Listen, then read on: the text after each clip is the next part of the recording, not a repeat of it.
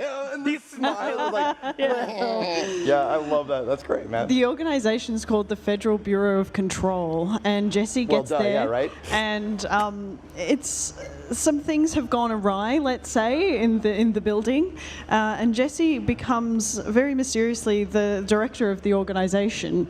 So she's been given this position of power that she doesn't quite understand. She's just here trying to find questions, find out about her past, but is instead instated as the director of the bureau, chosen by the service weapon. So you're saying the people she is trying to investigate have put her in charge? Yes. Yes. Wow. Okay. So I thought I heard you wrong. There's a lot of that going on right now. That's really wonderfully confusing. I love it. It's wonderfully confusing. Yeah. No, but throughout this particular mission, Jessie is looking for other people from the management team. So they've all gone missing. She's lifting the lockdown here, asked by Emily Pope, one of the main researchers in the organisation, for help. She's asked her to go do this and find other people in the management team to see if they can work out what's going on. Yeah, we wanted to have this really immediate kind of experience to start playing the game. Like, you enter the building, you're kind of looking for answers, and I think within the first 10 minutes, you become the director of this bureau. And what has happened is this strange supernatural invasion that has been contained within the building, and it's essentially corrupting, taking over the people, the building itself, and essentially it's a massive disaster zone, like a supernatural disaster zone. And you, as the director, need to then start dealing with it and figure out, how to solve it, what to do, and so on. At the same time, there's this other aspect where you're trying to find out what happened to your brother. Now, is there different ways you can play the game? Because it seems like you might be able to do stealth. Is there a stealth element? Do you just kind of run and action, or is there variations? This is 100% an action game. So you pretty much have problems with your supernatural abilities, or you have service weapon, which is this strange object of power that you get as you become the director that you use in combat. And there is this other side to the experience, though. There is a lot of fighting and so on as you try to deal with the enemies and the corrupted humans in this place. But there's the other side of, there's still people who have been able to not be affected by the supernatural force. Okay. So they have remained as humans, and they are protected by certain means, and as you go through the building, you will, from time to time, find them and then work together with them in trying to figure this out. Well, just watching that little exchange with, I'm guessing, an NPC. Yes. That's Artie. That's Artie, yes. He's the janitor. Sheer, not to get into the nuts and bolts of it, but the sheer emotion and detail on his face is astounding. It's really, really good. I don't know, what did you guys do? Do mocap or Yeah, pretty much. We worked a lot on this technology to be able to basically replicate live actors in the game as well as possible. In the previous game we did, Quantum Break. So we spent a lot of time perfecting that kind of a pipeline, the processes, and all the different means that we can, get the likeness into the game. And it's paying off in all upcoming games, including Control.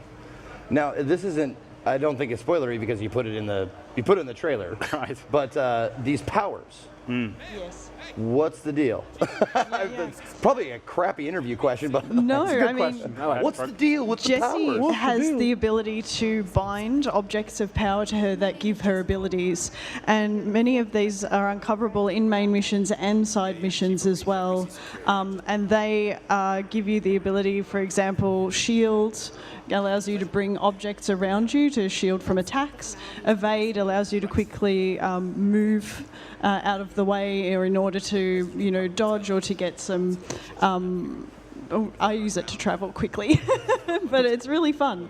And so the challenge is balancing your abilities with your gunplay at the same time. But you also, in side missions, meet other characters like Arish here. This is Chief Security Arish. He's super cool and helps Jessie with this particular mission to lift the lockdown. He's just as confused as everyone else about what's going on. and you do a side mission for him as well later, which builds out his character. This is actually different for Remedy, not necessarily for games, but something that we wanted to try, which is having a main storyline, but also having side missions that the player can choose to follow up on and learn more about the world and the story, as well as have conversations with the characters and choose to delve more into the world and the lore that we've built up around this game, if that's what they're interested in. I was actually going to ask about that as far as the side quests are optional. I was just, yep. And if you want to discover like the entire encapsulating story of the world, side quests are important to like put the pieces together. Yes, absolutely. Okay. Yeah, there's a lot of things we're doing in the side missions actually. There are entire bosses and so on that are optional for you to experience. It was important for us that we create a world. You said bosses, right? Yeah, there will be bosses. That's a good word. I like that word. And so basically it was important for us to create a world that there's a sense of opportunity within it. Like you can choose how you go through it, there's a lot of exploration, there is a main campaign, so there's this main arc for Jesse that we want to tell. But there's plenty of other things you can do as well, so we wanted to have this Metroidvania feel to this world. So a lot of exploration. It's a bit of a different direction compared to games that we've done before, and it was important for us to explore that side. Now, go ahead. I was going to say that usually a boss battle gives you a major reward. You mentioned additional storyline stuff, but I'm guessing maybe access to powers you otherwise wouldn't have access to, maybe additional firepower or things like that would be rewards as well? Yeah, we have, so you can get your hands on additional objects of power or what we call modifications. So you can mod your character, you can mod your gun. So there's plenty of different types of rewards in the game that you can find. Yeah, because one of the greatest powers I saw is that your gun just has a reload button, and that's it. There's no ammo count that I can see that says you only have 100 max bullets left. It's just reload, reload, reload. Yeah, it's the weapon we call service weapon, and yeah, it's essentially a supernatural weapon. So and it can shape shift into different forms, and each form has a very kind of a different gameplay style to it. And because it is a supernatural object, there's no kind of concept of ammo. It just has energy, and then you kind of pace the use of your weapon together with the abilities. The abilities are more tactical, and the gun is more like, you know, that pow, pow, pow. You get your kind of a quick actions with the gun, and then use abilities to tactically move through the world. So you can levitate, or as Brooke said, like use the shield and do all these other kinds of things as well. Now, leads to very, very kind of fast gameplay. Sorry, yes. No, that's right. When talking about like the different things you can acquire skills and power ups, so to speak, is there a tree, or is it like pretty linear? Do you get to choose like what kind of, like, if I want to be more focused on shooting or more focused on like psychic abilities or whatever? There are ability trees where you can, so you need to acquire ability points to invest in the ability tree, and each ability have their own little tree. They're not complicated, so there's some choice that you have. The bigger thing that I wanted to have as an experience was that you need to actually go out and find these different objects of power that grant you these abilities separately, so that's part of the experience. And then yes, you can make them more powerful. You can unlock new perks for them as well. Like for instance, when you create that shield that protects you from damage, there's an additional perk that you can get through the upgrade system where you can launch it off and basically wreck up the enemy standing in front of it. So there are these little gameplay additions that we do as we upgrade the powers. And it really makes exploration worthwhile. So we really encourage players to go out and look around the oldest house, because there is so much to discover. There's a lot of detail in this world and in these environments. You know, where you go off, you'll find a side mission which will grant you an ability which you otherwise might not have, which definitely rewards gameplay-wise and story-wise at the same time. So, and same with the environmental storytelling. Like, the environments are absolutely gorgeous. We're looking at the maintenance sector at the moment, which is the underbelly of the oldest house, where there is a power plant and a water plant that keeps everything going. What is that? There are a few unsavoury things to discover down there. Yeah. Is that? I don't want to say it, but like... So we have the service weapon besides the abilities. And of course, only Jesse can wield the service weapon. So one of the things we want to show in this demo is like a new weapon form, which is Pierce. When you can kind of see the transformation happening there on the fly. And Pierce is this kind of super powerful Slow firing, but Yeah. really a punch. So what we can do, what we've discussed is like we have mods. So these allow you to kind of tweak how it works.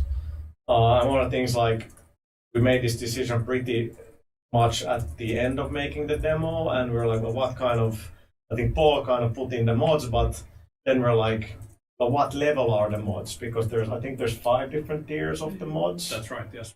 So this one, you can see that it's exquisite and it's like plus 40, so it's just ridiculously. It's the high end, Yeah, it's the it's best like- quality you can get. Yeah, it's like the end game kind of Yeah. stuff. So let's get reload efficiency, and there's 3 slots, but you of course unlock these as you progress through the game. So you would have to unlock one first and so on. Okay, so we have attached that. So let's go through. But if we don't have this, Yeah, because sound is Pierce is. So the cool thing about this weapon, There well, should this- be sound at this point. Success! We did it! nice. So so I should probably raise the game volume now. I have raised the game volume up, yeah. Yeah, but I lowered Oh, it. you should. Yeah. No, because then it'll get picked up by the mic.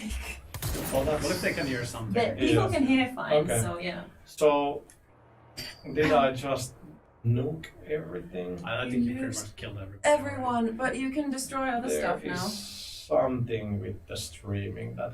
But here's another thing. So this demo is supposed to like it's a real mission, like Mixu said.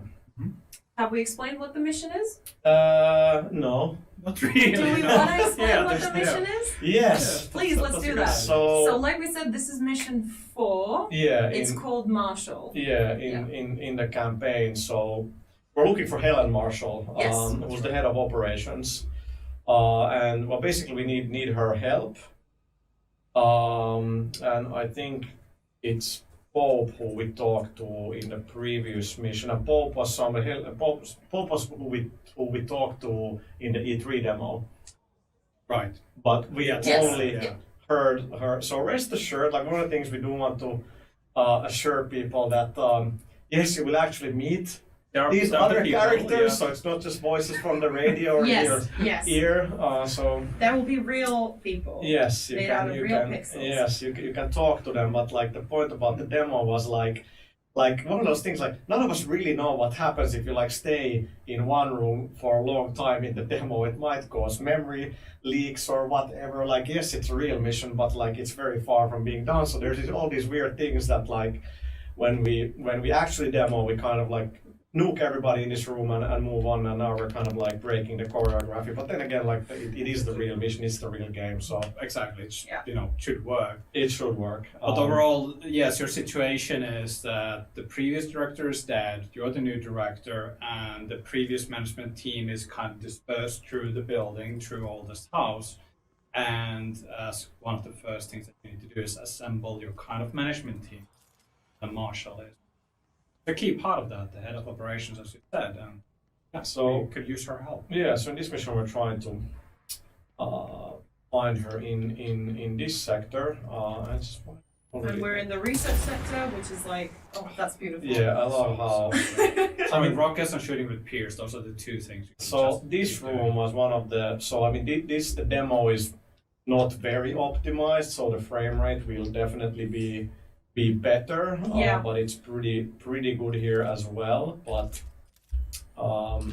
it's yeah, you can like it's just well probably Jim and Elmeri talked about that stuff. But right, so we have still have Pierce, yes. Yes, we do. Yeah, and it just basically goes through not anything, but through a lot of things. Yeah. It can like shoot through Pierce, shoots through cover, and it can also shoot through enemies. So if you line them up like just right, Pierce can shoot through them. We'll try and do that a little bit later. Yeah, the decals will be fixed. So okay, so and this is that sort of classic Remedy staple of having this bit of live action and I love this video. They are like appropriately awkward. so actually it's the stuff here in the studio behind us is literally the same stuff that's in Yeah. this video. This was shot somewhere, I think. It was shot in like a movie studio set thing. Maybe Herttoniemi. I'm trying to remember. Don't I know. can't remember the company we used. But of course, Darling is being played by Matthew Porretta, who's a dear friend of Remedy's. Yes. He did a great job here. So this is one of the ways we do sort of give this storytelling or add richness to the world. I'd say. There's a lot of lore that we built, like how different things work and so on. There's multiple different layers of it as well. I mean, of course, there's this Darling talking about stuff, but there's like documents and audio logs and things. Well, and this is actually good. Yeah, so like the research sector is where Dr. Darling is like his sector. He is the head of research and he works here with the scientists, and this is the place where some of the weirdest and like questionable experiments happen in the oldest house. And this place, specifically this room, is where they've done research on the astral plane, which if you've seen, go on. I think somebody or maybe Reset there said, but that's the map of the oldest house. And I think I wrote like, no, that's like the, it looks to me like the Nostromo from Alien. What? The ship. Really? Yeah, maybe I'm just tired. I don't know, but like it reminds me of that. It had like it didn't look like that sleek Star Wars. Sure, that's true. Yeah, I'll give you that. Okay. Sure. But yeah, it's a model of the astral plane. Their attempt to somehow visualize. Yeah. So, full of astral plane research in this room, and one of these demo things. So I think originally this was a static image. Yeah. And it was a lot more sort of clear what you're seeing, but then we added this video, and so some of the press that has visited Remedy has seen a side mission, and maybe that has something to do with that. Oops. Okay. Oops. Yeah, I know. And we even had discussion, like, see the feet there behind the glass? Like, I remember having discussion about this, like, is that strange? Should we take it out? I'm like, aren't we supposed to be strange? Yeah, and it's like, it looks like it has somebody hanging like that. Yeah. No, they're possessed by the hiss and they're the So, usual stuff. What's that thing? So that is a thing that used to be called the Hex, but it's called the Astral Spike. Yeah. That's escape from the Astral Plane, and also it's like containment chamber there. So we're gonna give ourselves a little bit of a help. So we have the weapon mods, and there's a bunch of different ones. Is this mostly like Tommy and Paul that have worked on these things? Yeah. I think. Hudson, Paul, and Michael as well. Of Yeah. course. So a lot of people put a lot of effort in. So the names are not final, so they're slightly misleading. But again, like the character mods, like allow you to tweak things like stamina recovery and so on. So we're gonna go with that, and then we're just gonna go in there and see what we can. So the Astral Spark is a demonstration of all kinds of strange phenomena. The Bureau investigates, tries to understand and contain, and yeah, sometimes uncontained. I do like that thing, because it's like a good sort of, when you talk about like working smartly, it's like a good combination of more like a real-time visual effect. What was important for me with Astral Spike was that we don't go like over the top with like explosive sparkly dust and effects, and it's kind of there's some kind of brutal simplicity to its movement and shape and transformation, and it's appropriately weird. Yeah, we do like weird. We do. Well, this is a very sort of basic example that we do have these sort of physics puzzles. I mean, I hesitate calling that really a puzzle, but like I think we kind of in the side missions we kind of do more of that. Yeah. So what we're doing here is like we're trying to trap it back because it's escaped its containment. Sometimes I crack the joke here, like, do we even know it's hostile? I mean, what if it wants like a hug? I don't. Find You out. can try and find Yeah. out. Yeah. Come on. Run for it. I'm getting, by the way, a lot of questions from people in the chat, so let's find some time to answer them. These door close.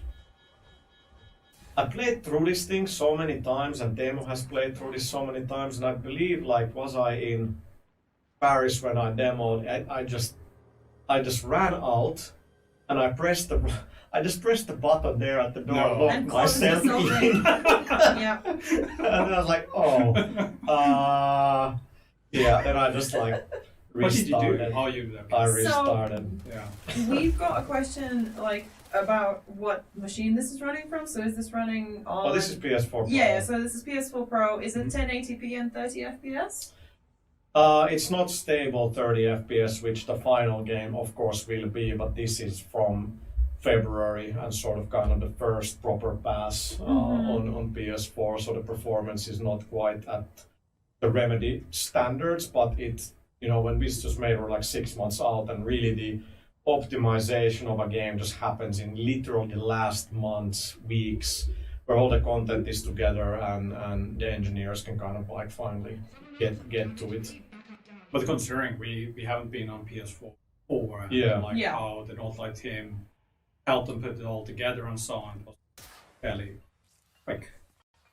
Yeah, because I mean we know the PC, we know the Xbox environment, so those are less of a kind of concern. So hence we wanted to go on the PS4. But yeah, I mean there was a lot of like, why are we showing this like so early? Like it's not gonna look as great as it's supposed to, and like you have a lot of these discussions, and a lot of them are concerned because it's their work being shown and it's not like as polished as it could be, but it's also for us like as Remedy it was a big step to like, let's just go to like a public show and let people play it, as scary as that is, but like we got the opportunity at PAX, and it's like let's just go and do it, and people understand that it's early. And we did a lot of things like when you actually when you played on the show floor, there's a work in progress text on the top right. Thank you, Sean, for that.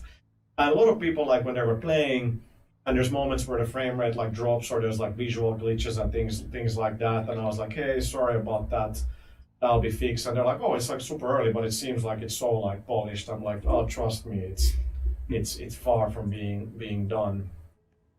Yeah, I gotta say, it was super scary, but then at the same time, it felt like the right thing to do. Especially with this game, it's a strange game. I don't think we're kind of giving away much. I think it's the other way around. Like let's show them, let people see what it is, how it plays, and we should be transparent, open about it. Even be open about the process of how it was created, all the stupid mistakes that we did. We do mistakes.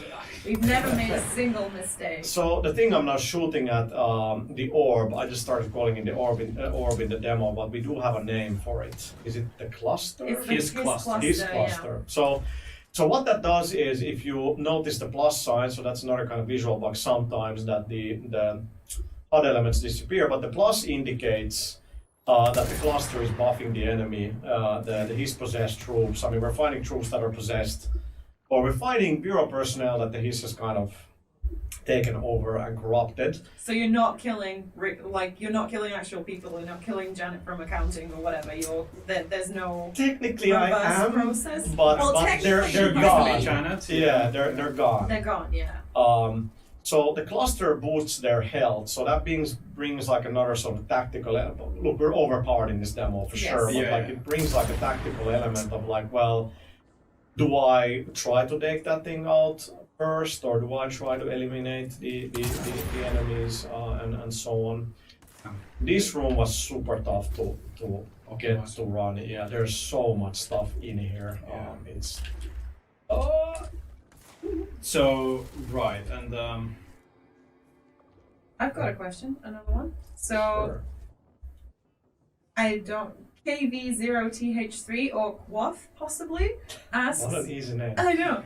Is the story going to dive into Jessie's life and background, or is it going to be about the Bureau and how it will affect her? we're gonna talk a bit about Jessie's background. That's a really good question. Like it's like that's a good point. Like, is it about the Bureau? Because we've said I might actually die. So don't die. I'll explain. You keep not dying. Yeah. So let me use this nice 80s monitor. Yeah. Sorry. Go ahead. Right. So Yes, Jessie's past is there's a connection point to Jessie's past on her motivations today. But this game is really about Jessie becoming the director of the bureau. About that arc and her, let's say, some early hesitation and question marks that she has with that job and overcoming those and dealing with the whole crisis. That's what the game is about. In a way, it's the origin story of Jessie, the new director of the bureau. Okay. Yeah. Hopefully that answered the question. I didn't listen to it at all, but I'm sure the answer was great. No, it was a good answer. I was love kind of doing that. listening. So like you can use spears and you can just like line up 4 monitors and shoot through everything. So much fun. Very, very cool. Correct most of them. It's so much fun, like after you had a fight, that you just turn around and you have this chaos that kind of remains and this swinging and Talking, so be a little bit quiet now. I'm trying to remember where exactly that trigger is. This is one of the things, I don't know, it's subtle, I don't know if people notice, but we do kind of now zoom in on the camera. And that's like, I remember having that discussion, like we avoid the word cinematic when it comes to control. That yes, it is visually arresting and cinematic, but like that's kind of, there's certain connotations with that word that we try to avoid. And one of the things that I remember we discussed this with Janne, who's the art director of the game, that consistency is super important, and what we don't want to do is kind of take away, like removing like the abilities from the player for like a dramatic moment. that's right. Yes. And things like that. But here we kind of like we do kind of zoom in. I mean, we can talk about probably different cameras and like why we. Absolutely, sometimes. yeah. There are different modes basically that you can have, and we want the modes to be consistent. So we don't like custom build cameras specific mode. We want it to be a sense of like I understand what is happening from the player's perspective. But when we say that we avoid the word like does it feel cinematic, what we really mean by that is that what me was that there is no. We avoid passive moments. We avoid passivity. We want to keep the player engaged. They keep the control in their hands, and they feel like they are participating, they're interacting with the game. And that's been one of the core tenets, I would say.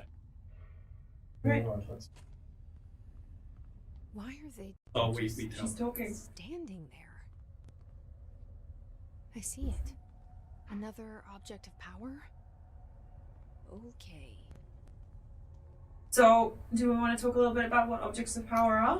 Right. So well, you're seeing an object of power right there in the containment chamber. So the objects of power are the items you find that can grant Jessie new abilities. And not all of these are kind of on the main critical path, which means that you might not find them if you only play through like the story missions. So some are optional. Now obviously things like abilities like levitate and launch are, of course you're gonna get those, but then there's things like evade. I'm not even sure if this is actually in the actual game that this is here. It's here, and it's Okay. and it's and optional. it's like an optional Okay. ability, yeah. And which is cool. Okay, so we need to get in there somehow. So Yeah. But yeah, so objects of power grant Jessie new abilities, and yeah, some are optional. So we do encourage Right. exploration, and even if you get the ability, you can still upgrade it. And But there are some abilities that we wanted to keep mandatory as we go. But because we connect them with certain puzzles and problems and so on, like we need levitation there. But we could actually build a game. We can actually plan environments in I'm really disappointed if that doesn't open, and then I know, and then there's painkillers inside. Fake. That is a Max Payne reference. Sorry. So, I'm expecting you to talk about that. Yeah, Oh yeah, the briefcase, suitcase, yes. the briefcase. Yes. You're so happy with that Yeah, briefcase. it just looks nice, man. Yeah, I agree. So- but the opposite power, sorry, just to Yeah. wrap my thought up. So the opposite power are basically your everyday objects. They look normal in many ways, but they've somehow accumulated strange supernatural energies, and they kind of then can cause certain kind of events around them or have an effect. And that's why we see this kind of these enemies just staring at it, kind of hypnotized way. And there's a reason, like, people are saying that they love the old-timey tech. So, like, Control is set in the present day, but the tech in the Bureau is old because the Hiss have trouble interfering with older tech. Or Is that the true? sort of mysterious forces that they kind of Right. Things Yeah. that we Yeah. recognize and understand are more, let's say, resistant or durable against strange. and it does look cool. So yes, that's Yeah. part of the reason. But there is like a story and lore reason why that is. Okay, we're gonna be able to get into the room now. This bit was tricky. Like the glass was buggy for a long time, and Yeah. hopefully I didn't jinx it. X-ray. Right, so now we're back, or not back, we're in the astral plane, sorry. So, which is what Darling talked about earlier. It's like another dimension that's like closely tied to the oldest house, and there's this kind of mysterious board that is also involved in this, and you'll learn more about board in the actual game. And if you remember the very end of the E3 demo, and Jesse's kind of floating towards this inverted pyramid, she was actually getting to the astral plane. Now we visit this place many times during the game, or well, we don't if you don't kind of find certain things, but like, so visually it's gonna be pretty much like this, but then in terms of like size and layout, it's gonna be very different. I'd say this is definitely on the smaller Yes. end of the scale. So you'll come here for boss fights, and I do have to point out when people have seen this demo and they write that this is a boss fight. Not really. The fight even at the end of the E3 demo was not really a boss fight. No, it was. It was Yeah. called the mini boss. Yeah. Yeah, it's we've like a got- variation of an existing enemy type that is. We have bigger fights than this. We do. Yes. Definitely Yeah. do. Yes. I need to find And That reminds me, should we show that at some point? we probably should because it's Maybe. pretty damn cool. Yeah. But the idea with Astral Plane is that it's kind of we wanted to find a balance between it looking kind of organic but also manufactured. So it's like somehow created and built based on the thing that you're actually going to go through when you. So unknown here cannot be harmed in normal ways. So what we can do is now try to get the seize ability, which kind of compels the enemies. See what I did there? Yes, that's Yes. smooth. Compels the enemies to work alongside Jesse.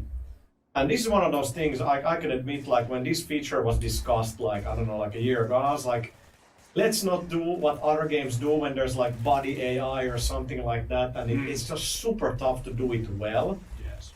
And like again, there's nothing fake here. Like sometimes, yes, they will end up shooting the walls, but now they actually like do exactly what they're supposed to. And like I've seen when people use it in the hands-on, that they really like it because they realize you can almost seize almost all enemy types. Yeah. At least in the demo. In But, the actual game as well, of course. yeah, but like you don't immediately Right. immediately have the ability to Right, that's true. unlock things, but we can do that, and then they sort of did the dirty work on our behalf. So we're gonna climb up here and interact. It connects our desire regarding gameplay that this game is more tactical compared to previous many games. They actually have to think about what the abilities to use and when, and then, for instance, with this cluster, like it provides this, you have to prioritize what you're doing to be able to survive. And this also provides, I think, interesting twist to the fight. Like if you really pay attention, if you seize the right enemy at the right time, it can change the tide of that fight. Throwing around that wheelchair is. Yeah, Teemu started doing that in the demo, They so did now it's every like single part of time. that. Yeah, it has to be done. Yeah. Right, so we're gonna put Seize to good use, and as we mentioned, like, I mean, it wouldn't be much fun if you couldn't do it to most enemy types, and you can actually do it for the orb, aka the cluster. So we can seize that, and now it's our health being buffed, and that's a good example of things that we keep tweaking. Like there is supposed to be this kind of effect that ties you, for lack of a better word, to the cluster. Like you can kind of see the distortion, and you can see the plus sign flashing That was funny. Plus sign flashing, which tells that it's boosting Yes. or buffing Jesse's health, but that's one of the things, like, it's just not clear enough here, and like, well, since we're overpowered. This was another place that is tricky for performance, like. Yeah, the frame rate. There's so many. Break Yeah, out over it's. here. So I'm noticing that enemies are like dropping this like glowy white stuff, and that also that Jesse's health isn't regenerating when like you sit tight and aren't in combat. So can you explain how that works? So that's a very, very, very good point, since I'm going completely off script. Yes, so the enemies leave behind essence. Now, essence is what actually boosts Jesse's health, but is also a form of resource. So actually, yeah, I completely forgot about that, but that's okay. So you do not regain health by staying in cover, which is a pretty big thing.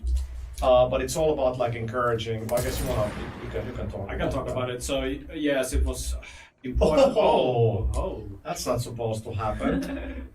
So yeah, a huge part of this kind of a combat experience was to avoid, again, passive moments. Like we don't want this to be like you hiding behind covers and stuff. You lose health, you won't get it back unless you deal damage to the enemies. And when you do, they drop the essence that you then can go up, but then you need to get close to them. So you have to be aggressive. You have to be active. You have to keep moving and keep like attacking the enemies. Yeah, this is one of these areas where a lot of work has been already done to like get the performance up, because it's pretty. Yeah. It needs to get better. I got a question from the chat asking how quickly does the seized enemy lose health? Like, because they don't stay on your side forever, right? No, they will lose health and they will eventually. Yeah. You can actually make the time last longer through ability upgrades. And we're going to talk about ability upgrades in a little bit. Yes. Yes. We're gonna use this big piece of brain to. Come on, we're gonna finish it. There we go. Nice.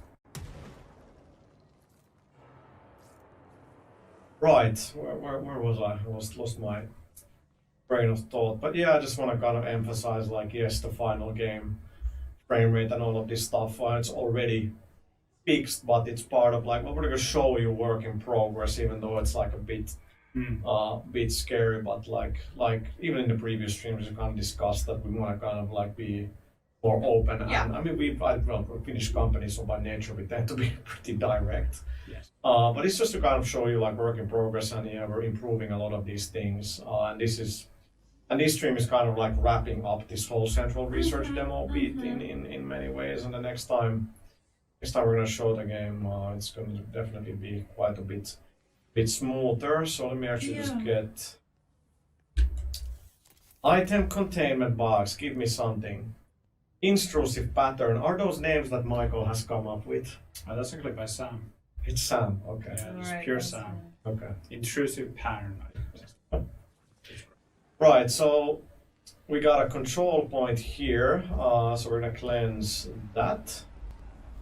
Okay, now the building shift works, so shout out to Jim. So we've been using the mods as we progressed, but what you can do, and those are more about like tweaking things and customizing, so both the abilities as well as the service weapon, and what you can do here. Well, you can fast travel, of course, since it's a large environment, so the control points give you an opportunity to do that. But this is where you also get to unlock abilities, so spend ability points. Now, this is completely placeholder. Like, this is just really terrible. Sorry, Yes. Riho and rest of the team. But it's just to kind of illustrate that what you can do. Yes, you can boost health and things. But then it's like, okay, launch can do more damage when you use it. You can throw larger objects if you so wish, and so on. And like the shield, which I didn't really use, you can add like an offensive component to it. So like when you let go of the shield, it'll actually cause damage. And like I said, like for demo purposes here, we have almost everything. The first time you play this mission, you really, well, I mean, when you play the story mission, you wouldn't really have most of this. So it'd be a lot more difficult. And of course, there's an actual proper balancing pass, or several that have been done. Okay, so we haven't been able to find Marshall. So And this is what I mean by storytelling is not just that we're going to be listening to intercoms. Like, rest assured, there's we're gonna get back to that stuff. Like, Yeah. there are actual characters in the game. And You'll we see actually them. did show a bit of that when official PlayStation magazine was here and Game Informer as well in this side mission where you meet the curator. What's his name? Spanot Langston. Yeah. Yeah, so there was a bit of chatting with Langston, who was in very unfinished leisure suit Larry outfit, like no textures or really anything. But Lanx is one of my favorite characters in the game, actually. Yeah. He's a really fun guy. So I'm not sure if it means it or not, but still. But yeah, so that's definitely the point here with this demo was really to kind of prove visual variety and following from December's kind of world trailer, because a lot of actual the locations are the same, and then just letting people play it. And yeah, and then we know that okay, you will want to know more about the story, which is a bit tricky, but so we're back at Central Research, and there is actually a map, which this is another really unfinished thing, but kind of gives you an idea that how the areas are pretty big.